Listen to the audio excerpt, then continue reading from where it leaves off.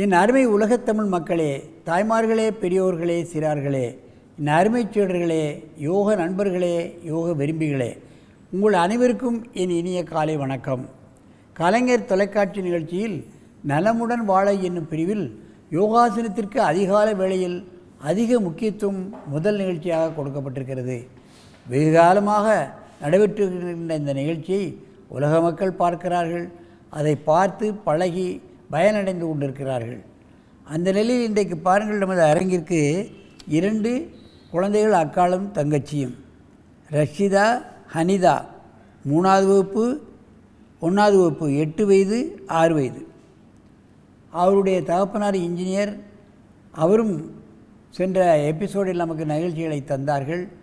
தான் பெற்ற இன்பம் பெருக வையம் என்பது போல் தனது குழந்தைகளும் ஆரோக்கியமாக இருக்க வேண்டும், நலமுடன் வாழ வேண்டும் என்ற ஒரு நோக்கத்தோடு அவரோடு இந்த குழந்தைகளையும் நமது பயிற்சிசாலைக்கு அனுப்பி இந்த யோகத்தை அவர்கள் கற்றுக்கொண்டு செல்கிறார்கள். அவர்கள் இப்பொழுது யோக முத்ரா என்னும் ஒரு முத்திரை குத்தப்பட்ட முக்கியமான ஆசனத்தை செய்ய போகிறார்கள். என் அருமை குழந்தைகளே, நீங்கள் கையை முதுகு பக்கம் வைத்துக்கொண்டு மெதுவாக குனியுங்கள். நெத்தி தலை தொடுங்கள். பாருங்கள், இவைகளெல்லாம் ஒரு 10-15 வயசு ஆகிட்டுனா தொட முடியாது. முதுகெலும்பு விரைப்பாயிருது, தொட முடியாது. எவ்வளோ அனாசாயமாக செய்கிறார்கள் பாருங்கள். யோக முத்ரா. முதுகெலும்பு வளைக்கப்படுகிறது, கழுத்தெலும்பு வளைக்கப்படுகிறது, வயிறு இருக்கப்படுகிறது. அன்னமய கோஷம், பிராணமய கோஷம், மனோமய கோஷம், விஞ்ஞான 4 கோஷங்களும் சரியாக இயங்கப்படக்கூடிய அற்புதமான ஆசனம். ஜீரண கருவிகள் சரியாக இயங்கிவிட்டால் மற்ற கருவிகளெல்லாம் தானாகவே இயங்கும். மெதுவாக எழுந்திருங்கள். நன்றாக மூச்சை இழுத்து கொள்ளுங்கள். மீண்டும் ஒரு முறை செய்யுங்கள். கையை பின்னால் கட்டி குடிங்கள். குனி. குழந்தைகளுக்கு இது மாதிரி சின்ன சின்ன ஆசனங்களை ஆரம்ப கட்டத்தில் சொல்லிக் கொடுத்தால் அவர்கள் பிற்காலத்தில் பார்ப்பீர்களானால் அற்புதமான ஆசனங்களை எல்லாம் செய்து விடுவார்கள். எவ்வளோ நேரம் வேண்டுமானாலும் இந்த ஆசனத்தை இருக்கிறேன் என்று சொல்கிறார்கள். டயஜிக் சிஸ்டம் சரியாக இயங்க வைக்கக்கூடிய அற்புதமான ஆசனம்தான் இந்த யோக முத்ரா. ஆசனங்களில் முத்திரை குத்தப்பட்ட ஆசனங்கள் முக்கியமான ஆசனம் என்று சொல்லப்படுகிறது. அதிலே யோக முத்ரா. பத்மாசனம் போடுவது என்பது கடினம். அதோடு முன்னால் குனிய முடிவது என்பது மிக மிக கடினம். முதுகெலும்பு இறைப்பாக இருக்கும். எங்கே முன்னே குனியவது? ஒரு ஆள் வச்சு தான் கொஞ்சம் கொஞ்சமாக அமுக்கி நம்ம குனிய வைக்கணும். மெதுவாக எழுந்திருங்கள். நன்றாக மூச்சை இழுத்து கொள்ளுங்கள். இப்பொழுது ஒருவருக்கொருவர் நேராக பார்த்து கொண்டு இந்த ஆசனத்தை செய்ய வேண்டும். அப்படியே திரும்ப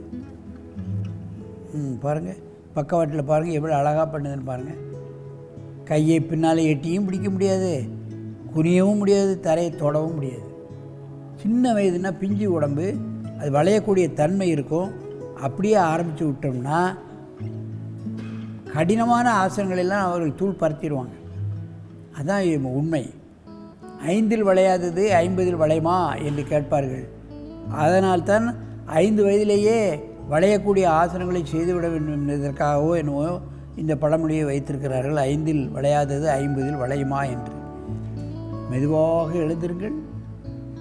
நன்றாக மூச்சை இழுத்து கொள்ளுங்கள். சத்தமாக இழுக்கணும் மூச்சு. இதில் என்ன விசேஷம்டா, இந்த ஆசனம் பண்ணுறதுக்கு முன்னாடி மூக்குத்துவாரத்தை டெஸ்ட் பண்ணால் ஏதாவது அடைச்சிருக்கும், 1வது 2 மூக்கும் அடைச்சிருக்கும். இதை பண்ண உடனே மூக்குத்துவாரம் திறந்துடும். அதுக்கப்புறம் தான் பிராணாயாமம் பண்ணணும். பிராணாயாமம் மூக்குத்துவாரத்தின் வழியாகத்தான் பண்ணுறோம். மூக்கு அடைச்சிருக்கும் போது எப்படி இது பண்ண முடியும்? இந்த யோகமுத்திராவை செய்துவிட்டு மூக்கை டெஸ்ட் பண்ணால் 2 மூக்கும் திறந்துடும். அதுக்கப்புறம் தான் பிராணாயாமம் பண்ணணும். குனிங்க.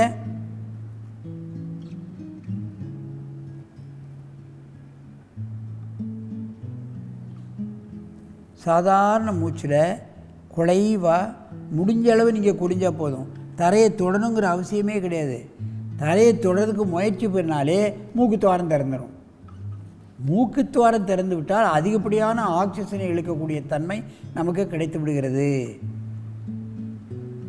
அப்போ ப்ளீட் பியூரிஃபிகேஷன் அதிகமாக கிடைக்கிறது. மெதுவாக எழுந்திருங்கள்.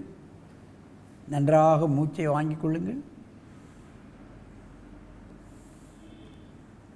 இப்பொழுது அப்படியே பின்பக்கமாக திரும்ப, அங்கே திரும்ப. பத்மாசனம் போடே, மெதுவாக குனி. எவ்வளோ அனாசாயமாக குனியுது பாருங்கள். அதைத்தான் நம்ம பார்க்க வேண்டும். எவ்வளோ நேரம் இருக்கிறது, குலைவு இல்லாமல் ரொம்ப நேரம் இருக்க முடியாது. முழுமையாக இந்த யோக முத்ராவை செய்கிறது 2 குழந்தைகளும். மெதுவாக எழுந்திருங்கள். நன்றாக மூச்சை இழுத்து கொள்ளுங்கள். சத்தமாக எழுங்க.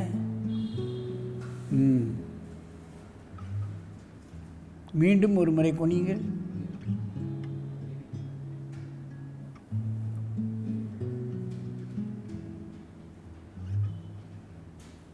மெதுவாக எழுந்திருங்கள். நல்ல மூச்சு இழுத்துக்கிடுங்க. யோக முத்ரா. நேராக வந்து உட்காருங்க. அப்படியே என் அருமை பெரியோர்களே, தாய்மார்களே, குழந்தைகளுக்கு சின்ன சின்ன ஆசனங்களை ஆரம்ப கட்டத்திலே சொல்லிக் கொடுத்து விட்டால் கடினமான ஆசனங்களையும் அவர்கள் பழகி விடுவார்கள். ஆகவே சின்ன சின்ன ஆசனங்களை முதலில் குழந்தைகளுக்கு சொல்லிக் கொடுக்க வேண்டும். அவர்களுக்கு வலி வரக்கூடாது. போதுமான அளவு அந்த வலி வர்றதுக்கு முன்னாலே நிறுத்திக்கணும். அப்படி பழகினால் எல்லா ஆசனங்களிலும், கடினமான ஆசனங்களிலும் அவர்கள் அற்புதமாக செய்ய ஆரம்பித்து விடுவார்கள். அதனால் அதனுடைய பலன்கள் அதிகம். இந்த குழந்தைகள் மற்ற குழந்தைகளிலிருந்து வேறுபட்டு விடும். குணபாகங்களில் வேறுபட்டு விடும்.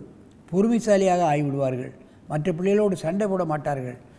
பள்ளிக்கூடத்திற்கு சென்று வாத்திட்டு சொல்கிறத கவனித்தாலே போது. இவர்கள் தனியாக டியூஷன் எடுப்பதோ அது விடிவிடிய படிப்பதோ இதெல்லாம் யோகாசனம் செய்கிற குழந்தைகளுக்கு தேவைப்படாது. அப்படியே ஆப்சர்வேஷன் பவர்ஸ் அதிகமாகிடும். ஆகவே தான் சின்ன வயது முதல் நீங்கள் யோகாசனங்களை கற்றுக் கொடுத்து அவர்கள் மனவளத்தையும் அவருடைய உளவளத்தையும் நீங்கள் பெருக்க வேண்டும் என்று கேட்டு உங்களிடமிருந்து விடைபெறுவது ஆசனம் ஆண்டியப்பன். வணக்கம்.